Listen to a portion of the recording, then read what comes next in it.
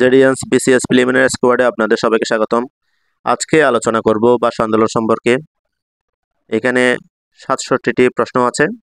এই 67টির প্রশ্ন ভালোভাবে যদি জানতে পারি তাহলে ভাষা আন্দোলন সম্পর্কে প্রায় 95% কভার হয়ে যাবে।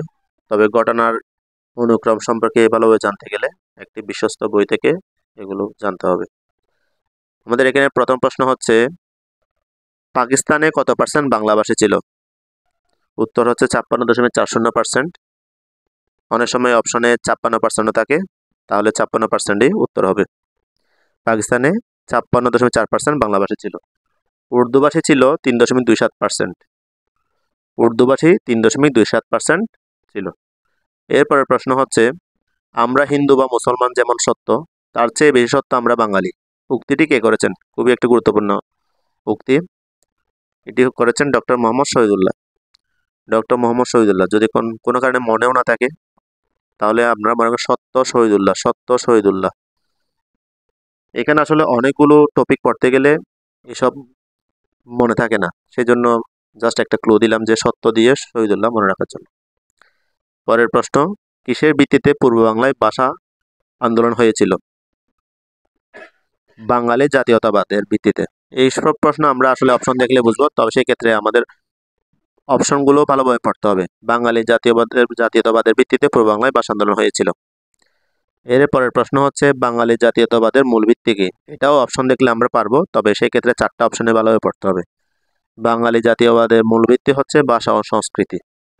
বাঙালি জাতীয়তাবাদের মূল ভিত্তি হচ্ছে ভাষা ও সংস্কৃতি। এর পরের প্রশ্ন হচ্ছে, ভাষা আন্দোলন মূলত শুরু হয় কত সালে? তো অনেকে 1952 দেখে 1952 লিখে, কিন্তু আসলে 1952 হবে না। ভাষা আন্দোলনের শুরুটা হয়েছিল মূলত 1947 সালে। মূলত 1947 সাল থেকেই ভাষা আন্দোলন শুরু হয়েছিল। সেই সময়ে একটি সাংস্কৃতিক প্রতিষ্ঠান গঠিত হয়, সেটা আমরা পরের প্রশ্নগুলোতে পাবো। তাহলে ভাষা আন্দোলন মূলত শুরু হয় 1947 সালে। সর্বপ্রথম বাংলাকে রাষ্ট্রভাষা করার দাবি জানায় কোন প্রতিষ্ঠান? এই যে কিছুক্ষণ আগে বললাম, সর্বপ্রথম বাংলাকে রাষ্ট্রভাষা করার দাবি জানায় একটি প্রতিষ্ঠান, সেই প্রতিষ্ঠানের নাম হচ্ছে তমুদ্দুন মজলিস। এটি একটি সাংস্কৃতিক প্রতিষ্ঠান, আমরা পরের প্রশ্নে সেটাতে আসবো। তমুদ্দুন মজলিস কি? তমুদ্দুন মজলিস হচ্ছে একটি সাংস্কৃতিক প্রতিষ্ঠান। মূলত তমুদ্দুন শব্দের অর্থ হচ্ছে সংস্কৃতি, আর মজলিস শব্দের অর্থ হচ্ছে আসর বা বৈঠক। তাহলে তমুদ্দুন মজলিস হচ্ছে একটি সাংস্কৃতিক প্রতিষ্ঠান। আর তমুদ্দুন মজলিস কত সালে গঠিত হয়? তমুদ্দুন মজলিস গঠিত হয় 1947 সালের 1 সেপ্টেম্বর। তাহলে এটা একদম সেপ্টেম্বর মাসের 1 তারিখেই তমুদ্দুন মজলিসটা গঠিত হয়, এবং এর সাধারণ সম্পাদক ছিলেন আবুল কাসেম। এর সাধারণ সম্পাদক ছিলেন আবুল কাসেম। তাহলে আমরা তমুদ্দুন মজলিস কত সালে গঠিত হয় সেটা কেমনে জানবো? সেটা হচ্ছে 1947 সালে। মনে রাখবেন, মজলিস 47 একটা মিল আছে, এবং এখানে একমাত্র 7-এর মধ্যে তটা আছে, সেই জন্য তমুদ্দুন মজলিস। তাহলে এখানে 47, 7-এর ত, আবার 47 লিসও আছে। তাহলে এইভাবে মনে রাখার চেষ্টা করবো, যাতে করে অন্ততপক্ষে তমুদ্দুন মজলিস দেখলেই আমরা অন্ততপক্ষে সালটা মনে রাখতে পারি। এবং এটা 1 সেপ্টেম্বরে গঠিত হয়, এবং এর সাধারণ সম্পাদক ছিলেন আবুল কাসেম। আবুল কাসেম আমরা মনে রাখার চেষ্টা করবো, আবুল কাসেম, অধ্যাপক আবুল কাসেম। ওনার নেতৃত্বে মূলত তমুদ্দুন মজলিস গঠিত হয়। এটি একটি সাধারণ সাংস্কৃতিক প্রতিষ্ঠান। আর তমুদ্দুন শব্দের অর্থ হচ্ছে সংস্কৃতি, এবং মজলিস শব্দের অর্থ হচ্ছে আসর বা বৈঠক। তো তমুদ্দুন দেখলেই সাংস্কৃতিক প্রতিষ্ঠানটা মনে রাখতে হবে। এরপর প্রশ্ন হচ্ছে, তমুদ্দুন মজলিসের রাষ্ট্রভাষা সংক্রান্ত পুস্তিকাটার নাম কি? এটির উত্তর হচ্ছে, পাকিস্তানের রাষ্ট্রভাষা বাংলা না উর্দু। পাকিস্তানের রাষ্ট্রভাষা বাংলা না উর্দু, এটি হচ্ছে তমুদ্দুন মজলিসের রাষ্ট্রভাষা সংক্রান্ত পুস্তিকাটির নাম। এই পুস্তিকাটির লেখক কে ছিলেন? এই পুস্তিকাটির লেখক ছিলেন অধ্যাপক আবুল কাসেম, যিনি তমুদ্দুন মজলিসের সাধারণ সম্পাদক ছিলেন, এবং আরেকজন ছিলেন কাজী মোতাহের হোসেন, একজন হচ্ছেন আবুল মনসুর আহমদ। যদি আপনারা মনে রাখতে চান, কাসেম, মোতাহের, মনসুর। কাসেম মন মোতা কাসে, এই 3টা ওয়ার্ড দিয়ে আপনারা এই পুস্তিকার লেখক কে ছিলেন সেটা সম্পর্কে মনে রাখতে পারবেন। এরপরের প্রশ্ন হচ্ছে, 1948 থেকে 1952 ভাষা আন্দোলনের সময়কালে প্রতি বছর ভাষা দিবস বলে একটি দিন পালন করা হয়। সেই দিনটি কোনটি ছিল সেটি জানার জন্য আমাদের মনে রাখতে হবে আগের মাসের ভাষা দিবস, আগের মাসের ভাষা দিবস। আগের বলতে 11, মাসের মানে মার্চ, ভাষা দিবস। তাহলে 21শে ফেব্রুয়ারি পালন করার আগে আমাদের যে দিবসটাকে ভাষা দিবস পালন করা হতো সেটি হচ্ছে 11ই মার্চ। এটা খুবই ইম্পর্টেন্ট, 11ই মার্চ। তাহলে 11 মার্চ মনে রাখার জন্য আগের মাসের ভাষা দিবস। তাহলে আগের মানে 11, মাসের মানে মার্চ। এটা কেন হয় সেটা আমরা পরে কয়েকটি প্রশ্ন আছে সেটা থেকে জানতে পারবো। কেন 11 মার্চ ভাষা দিবস হিসেবে পালন করা হয়? বিশেষ করে এটি 1948 সাল থেকে পালন করা হয় 11 মার্চ। এরপরের প্রশ্ন হচ্ছে ভাষা আন্দোলনের মুখপত্র কি? ভাষা আন্দোলনের মুখপত্র হচ্ছে সাপ্তাহিক সৈনিক। ভাষা আন্দোলনের মুখপত্র হচ্ছে সাপ্তাহিক সৈনিক। তাহলে আমরা ভাষা আন্দোলনের মুখপত্র জানবো, সাপ্তাহিক সৈনিক। এরপরের প্রশ্ন হচ্ছে ভাষা আন্দোলনের একজন পথপ্রদর্শক হিসেবে খ্যাত। ওইখানে অপশন থাকবে ধীরেন্দ্রনাথ দত্ত, ওনার নামটা মনে রাখতে হবে। তিনি ছিলেন পূর্ব বাংলার গণপরিষদ সদস্য, পূর্ব বাংলার গণপরিষদের সদস্য। ভাষা আন্দোলনের একজন পথপ্রদর্শক হিসেবে খ্যাত, তিনি ধীরেন্দ্রনাথ দত্ত। অপশনে কিন্তু ধীরেন্দ্রনাথ দত্ত থাকবে। এরপর প্রশ্ন হচ্ছে পাকিস্তানের শাসনতান্ত্রিক পরিষদের ধারা বিবরণীতে বাংলা ভাষা ব্যবহারের দাবি কে প্রথম করেছিলেন? এই পাকিস্তানের শাসনতান্ত্রিক পরিষদের ধারা বিবরণীতে বাংলা ভাষা ব্যবহারের দাবি করেছিলেন ধীরেন্দ্রনাথ দত্ত। সেই জন্য তিনি একজন পথপ্রদর্শক হিসেবে খ্যাত, ভাষা আন্দোলনের একজন পথপ্রদর্শক হিসেবে খ্যাত। উর্দু এবং একমাত্র উর্দুই হবে পাকিস্তানের রাষ্ট্রভাষা, কে কখন বলেন? এটি মোহাম্মদ আলী জিন্নাহ বলেন। উর্দু এবং একমাত্র উর্দুই হবে পাকিস্তানের রাষ্ট্রভাষা, এটি মোহাম্মদ আলী জিন্নাহ বলেন। এটি বলেন 1948-এর 21শে মার্চ, আবার 24শে মার্চও বলেন। 21শে মার্চ যখন বলেন সেটা হচ্ছে রেসকোর্স ময়দানে, এবং 24শে মার্চ যেটা বলেন সেটা হচ্ছে ঢাকা বিশ্ববিদ্যালয়ের সমাবর্তন অনুষ্ঠানে। তখন উপস্থিত যে ছাত্র জনতা ছিল তারা এটাতে না বলে পুনরাবৃত্তি করেন। এরপর হচ্ছে পূর্ব বাংলা ভাষা কমিটির নেতা কে ছিলেন? পূর্ব বাংলা ভাষা কমিটির নেতা ছিলেন মাওলানা আকরাম খাঁ। এটি ছিল 17 সদস্যের একটি কমিটি। পূর্ব বাংলা ভাষা কমিটির নেতা ছিল মাওলানা আকরাম খাঁ। পূর্ব বাংলা ভাষা কমিটির নেতা তাহলে কে ছিলেন? মাওলানা আকরাম খাঁ। এটা আমাদের মনে রাখতে হবে। এরপরের প্রশ্ন হচ্ছে বাংলা ভাষাকে রাষ্ট্রভাষার মর্যাদা দেওয়ার দাবিতে প্রথম ধর্মঘট কখন হয়? এটি হয় 11 মার্চ 1948। এই মূলত আমি যে কিছুক্ষণ আগে বলেছিলাম 1948 থেকে 1952 এর ভাষা আন্দোলনের সময়কালে প্রতি বছর ভাষা দিবস বলেও একটি দিন পালন করা হয়। সেই দিনটি কি ছিল? 11 মার্চ। এই মূলত এই যে বাংলা ভাষাকে রাষ্ট্রভাষা মর্যাদা দেওয়ার দাবিতে প্রথম যে ধর্মঘট হয়েছিল সেখানে অনেক ঘটনা হয়েছিল, সেই জন্য ওই দিনকে ভাষা দিবস হিসেবে পালন করা হয়ে আসছিল। এরপর প্রশ্ন হচ্ছে প্রথমবার রাষ্ট্রভাষা সংগ্রাম পরিষদ কত সালে এবং এর আহ্বায়ক কে ছিলেন? এরপরের প্রশ্ন হচ্ছে দ্বিতীয়বার রাষ্ট্রভাষা সংগ্রাম পরিষদ কত সালে এবং এর আহ্বায়ক কে ছিলেন? এবং এরপরের প্রশ্ন হচ্ছে ঢাকা বিশ্ববিদ্যালয় রাষ্ট্রভাষা সংগ্রাম পরিষদ কত সালে এবং এর আহ্বায়ক কে ছিলেন? এরপরের প্রশ্ন সর্বদলীয় কেন্দ্রীয় রাষ্ট্রভাষা সংগ্রাম পরিষদ কত সালে এবং এর আহ্বায়ক কে ছিলেন? এগুলো সালটা জানাটা বেশি ইম্পর্টেন্ট, এবং আহ্বায়ক কে ছিলেন সেটা জানাটাও খুবই ইম্পর্টেন্ট। তাহলে রাষ্ট্রভাষা সংগ্রাম পরিষদ যখন হয়েছিল সেটি হচ্ছে প্রথম হচ্ছে 1947 সালে। প্রথমবার রাষ্ট্রভাষা সংগ্রাম পরিষদটা হচ্ছে 1947 সালে, দ্বিতীয়বার হচ্ছে 1948 সালে। এরপরেরটা ঢাকা বিশ্ববিদ্যালয় রাষ্ট্রভাষা সংগ্রাম পরিষদ হচ্ছে 1950 সালে। এরপরেরটা হচ্ছে 1952 সালে। আপনারা ক্রমিকভাবে মনে রাখবেন, প্রথমবার দ্বিতীয়বার হচ্ছে 1947, 1948, এরপরের দুইবার হচ্ছে 1950, 1952। সর্বদলীয় যখন হয় সেটা হচ্ছে 1952, এবং এটা 31শে জানুয়ারি, জাস্ট 21শে ফেব্রুয়ারির 21 দিন আগে 31 জানুয়ারি 1952 সালে সর্বদলীয় কেন্দ্রীয় রাষ্ট্রভাষা সংগ্রাম পরিষদ গঠিত হয়। তো এখানে প্রথমবার রাষ্ট্রভাষা সংগ্রাম পরিষদের যে আহ্বায়ক ছিলেন তার নাম হচ্ছে অধ্যাপক নুরুল হক ভূঁইয়া। এরপরের যে দ্বিতীয়বার রাষ্ট্রভাষা সংগ্রাম পরিষদ হয় এর আহ্বায়ক ছিলেন শামসুল আলম। এরপর হচ্ছে ঢাকা বিশ্ববিদ্যালয় রাষ্ট্রভাষা সংগ্রাম পরিষদ এর আহ্বায়ক ছিলেন আব্দুল মতিন, এবং সর্বদলীয় কেন্দ্রীয় রাষ্ট্রভাষা সংগ্রাম পরিষদের আহ্বায়ক ছিলেন কাজী গোলাম মাহবুব। তো আপনারা এইভাবে মনে রাখেন, নুরুল শামসু মতি মাহবুব, নুরুল শামসু মতি মাহবুব, নুরুল শামসু মতি মাহবুব। নুরু দিয়ে হচ্ছে নুরুল হক ভূঁইয়া, শামসুদ্দিন শামসুল আলম, মতি দিয়ে আব্দুল মতিন, মাহবুব দিয়ে কাজী গোলাম মাহবুব। জাস্ট মনে রাখার জন্য, এগুলো আপনারা যখন ঘটনাক্রম করবেন তখন আরো ভালোভাবে মনে থাকবে। আর এখানে মনে রাখতে হবে যে সর্বদলীয় কেন্দ্রীয় রাষ্ট্রভাষা সংগ্রাম পরিষদ 31শে জানুয়ারি 1952 সালে গঠিত হয়, এবং এর আহ্বায়ক হচ্ছে কাজী গোলাম মাহবুব। এরপর প্রশ্ন হচ্ছে 20 ফেব্রুয়ারি 1952 সালে 144 ধারা জারি করেন কে? আসলে এর আগে কিছু প্রশ্ন জানা দরকার যে আমাদের 1971 সালের আগে, যে 1971 সালের আগে আমাদের বাংলাদেশ ছিল পূর্ব পাকিস্তানের অংশ, তখন ওটাকে পূর্ব বাংলা বলা হতো। 1955 সালের আগে এটাকে পূর্ব বাংলা বলা হতো। আর এদিকে হচ্ছে এটা পাকিস্তানের অংশ ছিল যদিও পূর্ব বাংলা, 1947 পর থেকে পূর্ব বাংলা পাকিস্তানের অংশ ছিল। তো এখানে পূর্ব বাংলা যেহেতু একটা প্রদেশ হিসেবে ছিল, সেজন্য এর একটা মুখ্যমন্ত্রী ছিল। এই পূর্ব বাংলার একজন মুখ্যমন্ত্রী ছিলেন। তো আমরা পরবর্তীতে কে মুখ্যমন্ত্রী ছিলেন 1952 সালের ফেব্রুয়ারি 21শে ফেব্রুয়ারির সময় কে প্রধানমন্ত্রী ছিলেন, কে মুখ্যমন্ত্রী, এগুলো সম্পর্কে জানবো। এখানে একটা প্রশ্ন হচ্ছে 20 ফেব্রুয়ারি 1952 সালে 100 চলে যায় জারি করেন হচ্ছে নুরুল আমিন সরকার। নুরুল আমিন সরকার 100 চলে যায়, তিনি ছিলেন পূর্ব বাংলার মুখ্যমন্ত্রী ছিলেন। আমরা পরে যে প্রশ্নগুলো আসবে সেখান থেকে আমরা এটা বুঝতে পারবো, জানতে পারবো। পরের প্রশ্ন হচ্ছে প্রথম ভাষা শহীদকে। প্রথম ভাষা শহীদ হচ্ছে রফিকুদ্দিন। প্রথম ভাষা শহীদ হচ্ছে রফিকুদ্দিন। আবার এই রফিকুদ্দিন আপনারা মনে রাখার জন্য এইভাবে মনে রাখতে পারেন, আমাদের যে 7জন বীরশ্রেষ্ঠ আছেন সেখানের মধ্যে প্রথম শহীদ হন মুন্সি আব্দুর রব।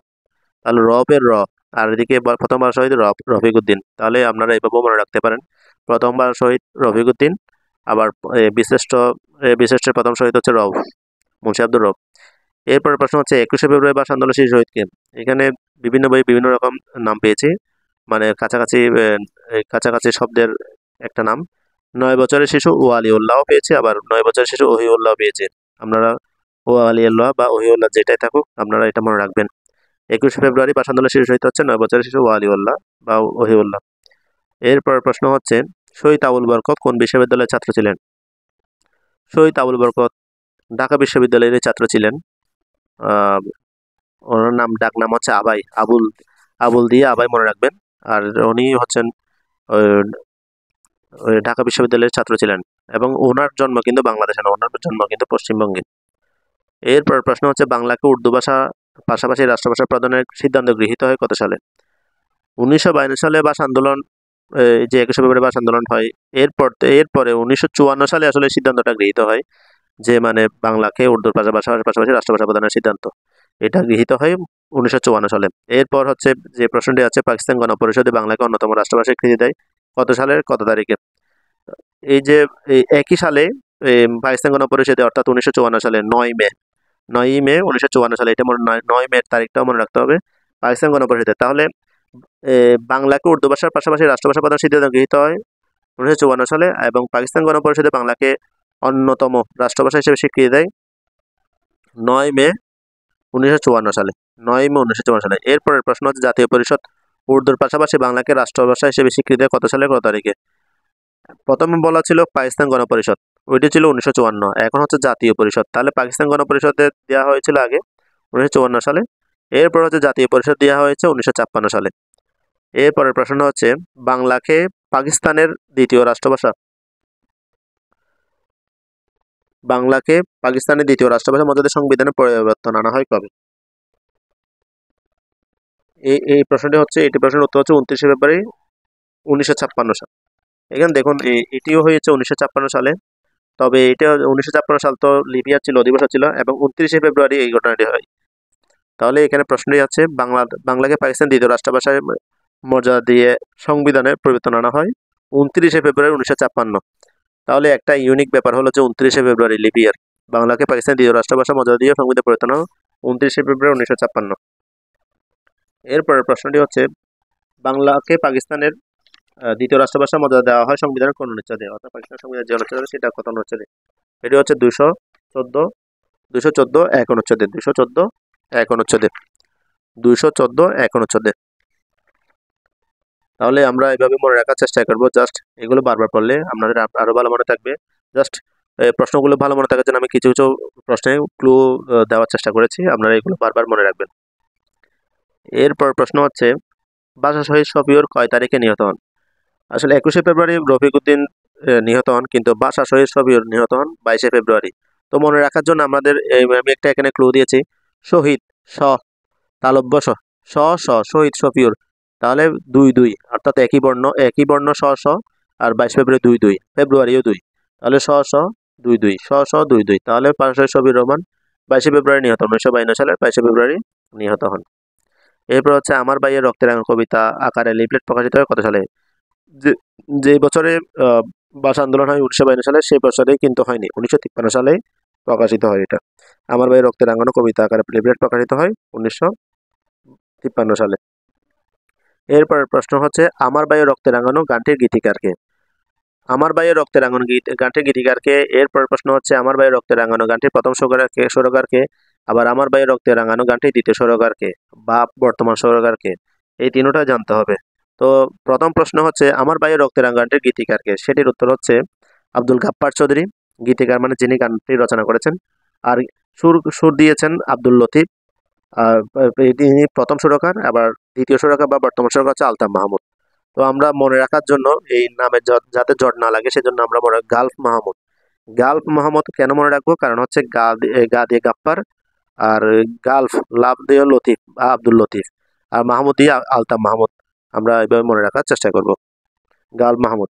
যদি কনফিউশন হয় তখন তাহলে এই নেমোনিকটা মনে রাখার চেষ্টা করবেন, আর যদি কনফিউশন না হয় তাহলে তো আপনি এমনিই পারবেন।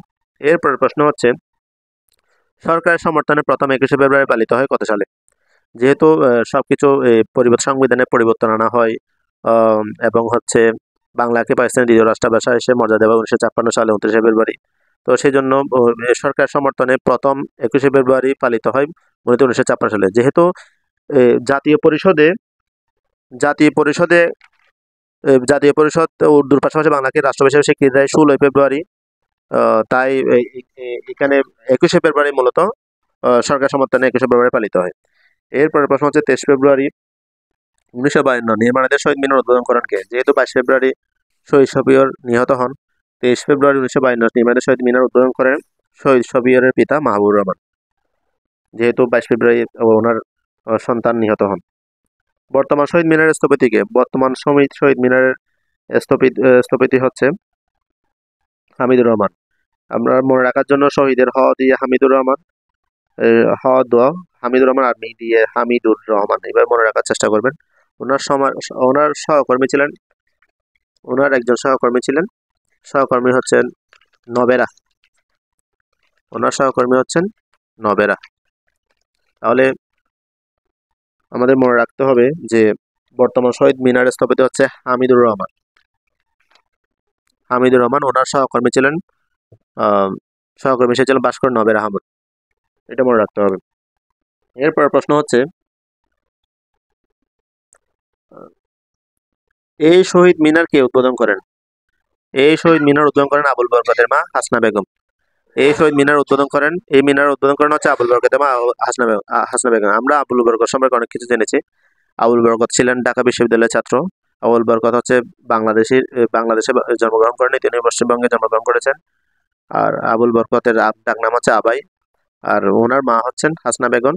এই শহীদ মিনার উদ্বোধনটি করেন। আর বর্তমান শহীদ মিনারটা হচ্ছে ঢাকা ঢাকা মেডিকেল কলেজের ওইখানে শহীদ মিনারটি, কেন্দ্রীয় শহীদ মিনারটি ওইখানে অবস্থিত। শহীদ মিনারের মূল বেদির উপর অর্ধবৃত্তাকারে সাজানো 5টি স্তম্ভের প্রতীকর্তাকে? প্রতীকর্তা হচ্ছে মা তার শহীদ সন্তানের সাথে দাঁড়িয়ে আছেন। শহীদ মিনারের মূল বেদির উপর অর্ধবৃত্তাকারে সাজানো 5টি স্তম্ভের প্রতীকর্তা হচ্ছে মা তার শহীদ সন্তানের সাথে দাঁড়িয়ে আছেন। দেশের বাইরে প্রথম শহীদ মিনার নির্মিত হয় কোথায়? দেশের বাইরে প্রথম শহীদ নির্মিত হয় যুক্তরাজ্যের ওল্ডহ্যামে। আমরা ওল্ড দিয়ে মনে রাখবো যে পুরানো। দেশের বাইরে প্রথম শহীদ মিনার নির্মিত হয় ওল্ডহ্যামে। দেশের বাইরে প্রথম শহীদ নির্মিত হয় ওল্ডহ্যামে, যুক্তরাজ্যের ওল্ডহ্যামে। এরপর প্রশ্ন হচ্ছে বাংলাদেশ সরকারের অর্থায়নে দেশের বাইরে প্রথম শহীদ মিনার নির্মিত হয় কোথায়? এটি হচ্ছে জাপানের টোকিওতে। তাহলে বাংলাদেশ সরকার যেহেতু বলেছে, আমাদের বাংলাদেশের পতাকার সাথে জাপানের পতাকার একটা মিল আছে। জাপানের পতাকা হচ্ছে সাদা কালারের উপর একটা লাল বৃত্ত, আর আমাদেরটা হচ্ছে সবুজ কালারের পতাকার উপর একটি লাল বৃত্ত। তো এটা মূলত বলার কারণ হচ্ছে এটা যে জাপানের টোকিওতে, মনে থাকার জন্য বাংলাদেশ সরকার অর্থায়নে দেশের বাইরে প্রথম শহীদ মিনার নির্মিত হয় জাপানের টোকিওতে। অর্থাৎ জাপান বাংলাদেশ সরকার জাপান একটা মিল আছে, সেই জন্য জাস্ট মনে রাখার জন্য, পতাকা দিয়ে মনে রাখার জন্য এই কথাটি বলা। এরপরের প্রশ্ন হচ্ছে মুসলিম দেশগুলোর মধ্যে প্রথম শহীদ মিনার নির্মিত হয় কোথায়? মুসলিম দেশগুলোর মধ্যে প্রথম শহীদ মিনার নির্মিত হয় ওমানে। মনে রাখতে হবে মুসলিম দেশগুলোর মধ্যে প্রথম শহীদ মিনার নির্মিত হয় ওমানে। এরপর প্রশ্ন হচ্ছে বাংলাকে দ্বিতীয় রাষ্ট্রভাষা করা হয়েছে কোন দেশে? বাংলাকে দ্বিতীয় রাষ্ট্রভাষা করা হয়েছে সিয়েরা লিওনে বাংলাকে দ্বিতীয় রাষ্ট্রভাষা করা হয়েছে। পরের প্রশ্ন হচ্ছে 24শে মার্চ 1948 কার্জন হলে অনুষ্ঠিত সমাবর্ত জিন্নার ভাষণের শিরোনাম কি ছিল?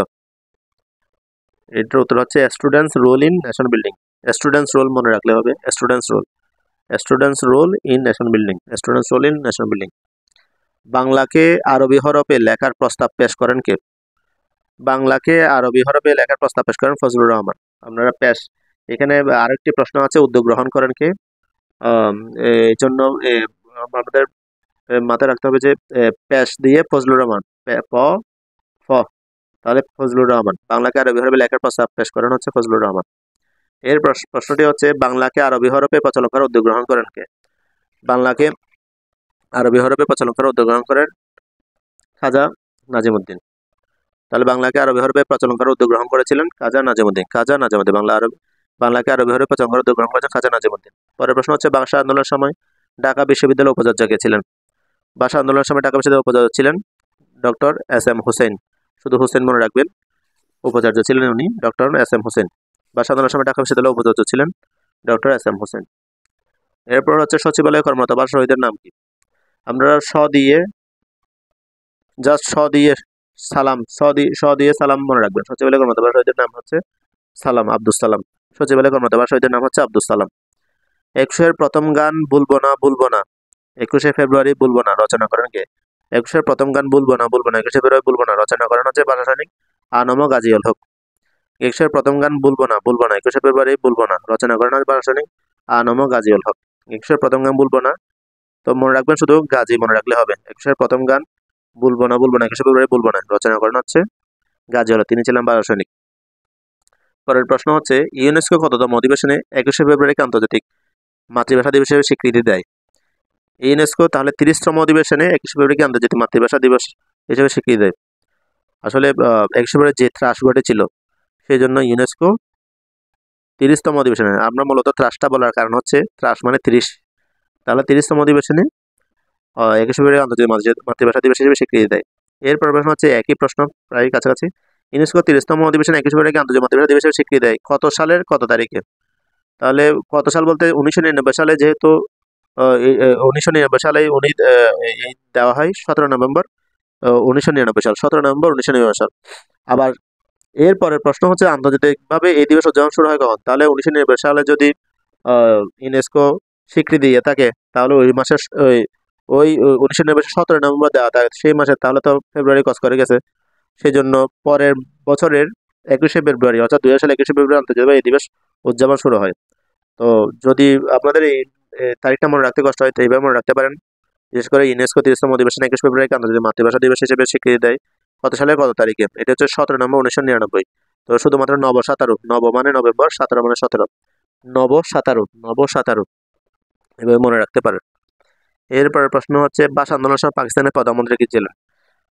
আমি আগেও একটু করে বলেছিলাম যে ভাষা আন্দোলনের সময় আমাদের এটা মনে রাখতে হবে যে পশ্চিম পাকিস্তানে কে প্রধানমন্ত্রী ছিলেন এবং বর্তমান বাংলাদেশে অর্থাৎ পূর্ব পাকিস্তানে কে ছিলেন?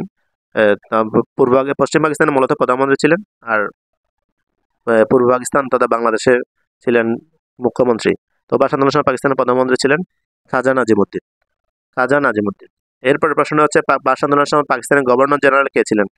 তো অনেক সময় প্রধানমন্ত্রী গভর্নর জেনারেল এগুলো কনফিউশন হয়ে যায়, তো মনে রাখার জন্য আমি একটা ক্লু দিব। ভাষা আন্দোলনের সময় পাকিস্তানের গভর্নর জেনারেল ছিলেন মালিক গোলাম মোহাম্মদ মির্জা। মালিক গোলাম আহমেদ মির্জা। গোলাম, গভর্নর দিয়ে গ দিয়ে গোলাম, গ দিয়ে গভর্নর, গ দিয়ে গোলাম, গ দিয়ে গভর্নর, গ দিয়ে গোলাম। আবার এরপরের প্রশ্নটি হচ্ছে ভাষা আন্দোলনের সময় পূর্ব বাংলার প্রাদেশিক গভর্নর কে ছিলেন? ভাষা আন্দোলনের সময় পূর্ব বাংলার প্রাদেশিক গভর্নর ছিলেন ফিরোজ খান নুন। তো এখানে এর আগে আমরা পড়েছি যে পাকিস্তানের গভর্নর জেনারেল ছিলেন মালিক গোলাম আহমেদ মির্জা, তাহলে গ দিয়ে গোলাম। আর এখানে পূর্ব বাংলার প্রাদেশিক গভর্নর মনে রাখার জন্য পূর্ব দিয়ে ফিরোজ খান নুন, প দিয়ে ফিরোজ, প দিয়ে ফিরোজ, প দিয়ে ফিরোজ, এটা মনে রাখতে হবে। পূর্ব বাংলার প্রাদেশিক গভর্নর কে ছিলেন ফিরোজ খান নুন। এরপরে প্রশ্ন হচ্ছে ভাষা আন্দোলনের সময় পূর্ব বাংলার মুখ্যমন্ত্রী কে ছিলেন? যেটা আমরা শুরুতে বলেছিলাম, পূর্ব বাংলার ওই যে 144 ধারা জারি করেন পূর্ব বাংলার মুখ্যমন্ত্রী নুরুল আমিন। নুরুল আমিনের সরকার 144 ধারা জারি করেন 21শে ফেব্রুয়ারি। তাহলে ভাষা আন্দোলনের সময় পূর্ব বাংলার মুখ্যমন্ত্রী ছিলেন নুরুল আমিন। এরপর প্রশ্ন হচ্ছে কত সালে পূর্ব বাংলার নাম পরিবর্তন করে পূর্ব পাকিস্তান রাখা হয়? তো মূলত 1947 সালে দেশভাগ হয়। দেশভাগ হওয়ার পরে ভারত আর পাকিস্তান আলাদা হয়ে যায়। তখন পূর্ব পাকিস্তান তথা বাংলাদেশ আমাদের পাকিস্তানের অংশ ছিল। তো তখনও কিন্তু এটা পূর্ববঙ্গ বা পূর্ব বাংলা হিসেবে পরিচিত ছিল।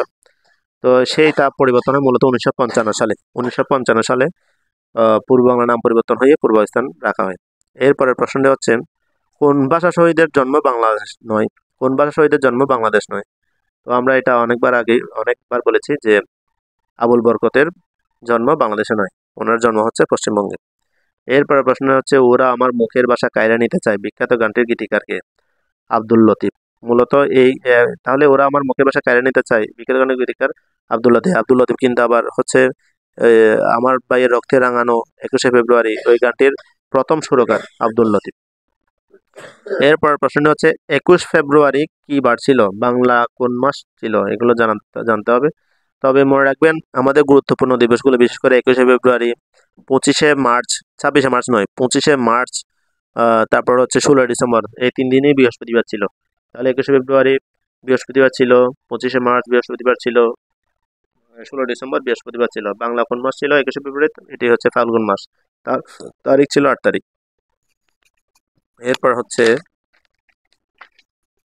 এরপরের প্রশ্নটি হচ্ছে, সর্বস্তরে বাংলা ভাষার প্রচলন আইন কত সালে পাস হয়? তো যখন বাংলাদেশ স্বাধীন হয় এর অনেক বছর পরে, বিশেষ করে আপনার 16 বছর পরে সর্বস্তরে বাংলা ভাষা প্রচলন, বাংলাদেশ স্বাধীন হওয়ার 16 বছর পর অর্থাৎ 1987 সালে সর্বস্তরে বাংলা ভাষা প্রচলন আইন 1987 সালে পাস হয়। তাহলে শুধু এটা মনে রাখার জন্য সাথে আসে, সর্বস্তরে বাংলা ভাষা সাথে আসে, সর্বস্তরে সাথে আসে বাংলা ভাষা, সর্বস্তরের সাথে আসে বাংলা ভাষা। এটা এইরকম মনে রেখে আমরা 1927 সালকে মনে রাখতে চেষ্টা করব। 1927 সালে। এরপর প্রশ্ন হচ্ছে, প্রথম শহীদ স্মৃতিস্তম্ভটি তৈরি করা হয় 1922 সালে কোন তারিখে? প্রথম শহীদ স্মৃতিস্তম্ভটি তৈরি করা হয় 1922 সালে কোন তারিখে? 23শে ফেব্রুয়ারি। মূলত হচ্ছে ওই যে 22শে ফেব্রুয়ারি শহীদ শফিউর রহমান নিহত হন, শহীদ হন। 23 ফেব্রুয়ারি স্মৃতিস্তম্ভ তৈরি হয় এবং সেটার উদ্বোধন করেন শহীদ শফিউরের পিতা মাহবুবুর রহমান। এরপরে প্রশ্ন হচ্ছে, দেশের সর্বোচ্চ শহীদ মিনার কোনটি?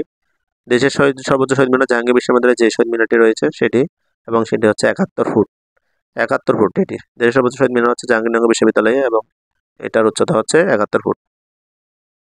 এরপরের প্রশ্নটি হচ্ছে, আমার ভাইয়ের রক্তের আঙুর গানটি কোন সালে প্রথম গাওয়া হয়? আমি আগেও বলেছি আমার ভাইয়ের রক্তের আঙুর গানটি গাওয়া হয় 1953 সালে। যে সালে এবং আমরা আগেও একটা প্রশ্ন ছিল যে লিফলেট আকারে এই গানটি লিফলেট আকারে প্রকাশিত হয় 1953 সালে, প্রথম গাওয়া হয় 1953 সালে। লাস্ট প্রশ্ন যেটা রয়েছে, সালাম সালাম হাজার সালাম গানটির গায়ক, খুবই একটা জনপ্রিয় গান। সালাম সালাম হাজার সালাম গানটির গায়ক হচ্ছে আব্দুল জব্বার। মনে রাখার জন্য এখানে সালাম সালাম আছে, সালাম সালাম সালাম, 3টা সালাম আছে। এই আব্দুল জব্বারেও কিন্তু 3টা ব আছে। তো 3টা ব 3টা সালাম, এইভাবে মনে রাখবো যে এটি হচ্ছে আব্দুল জব্বার। তাহলে এইভাবে আমরা এই প্রশ্নগুলো বারবার যখন সলভ করব তাহলে আপনাদের ভাষা আন্দোলন সম্পর্কে 95% প্রশ্ন কভার হয়ে যাবে। আশা করি এইটা আপনারা ভালোভাবে মুখস্থ করে ফেলবেন। তাহলে আপনার ভাষা আন্দোলন সম্পর্কে আপনাদের পরিশ্রম অনেক কমে যাবে। এটা যদি ভালোভাবে মুখস্থ করবেন তাহলে আপনাদের অনেক ঝামেলা কমে যাবে। ধন্যবাদ সবাইকে।